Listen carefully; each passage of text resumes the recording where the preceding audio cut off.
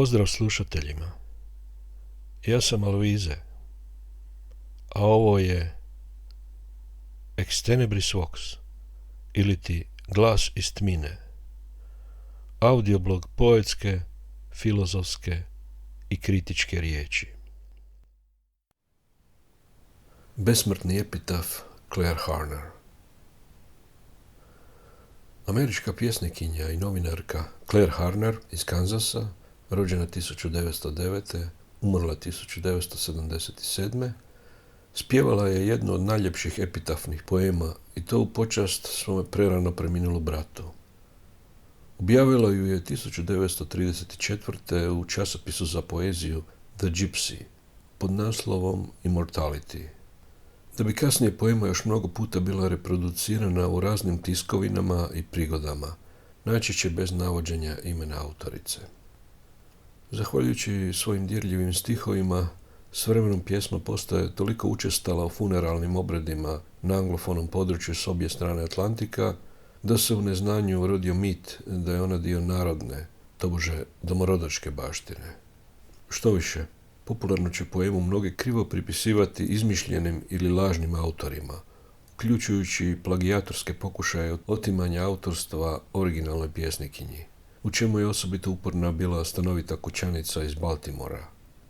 Srećom, zadnjih su godina nedoumice oko stvarne autorice u kulturnoj javnosti u potpunosti razriješene.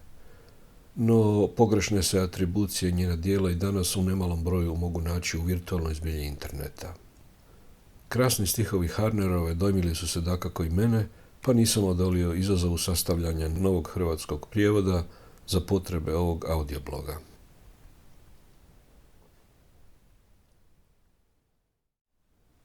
Epitaf besmrtnoga.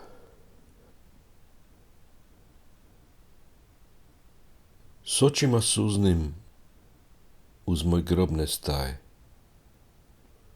Tu ja ne spim, niti je tu moj kraj.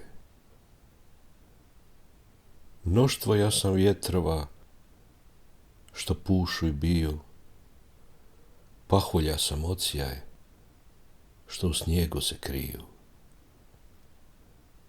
U zrelutom plodu ja sam sunce sjaj, blagi daždu jesen ja sam, poslušaj. Dok iz sna se budiš u jutarnju miru, ja sam lepet krila što kruže u hiru. Jato tihih ptica što u letu će doći. Ja sam sada dan što nadilazi noć. S očima od plaća uz moj grob ne staj.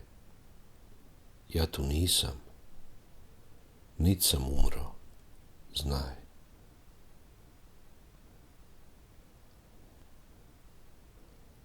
Preveo i pročitao Alvize, prosinca 2023.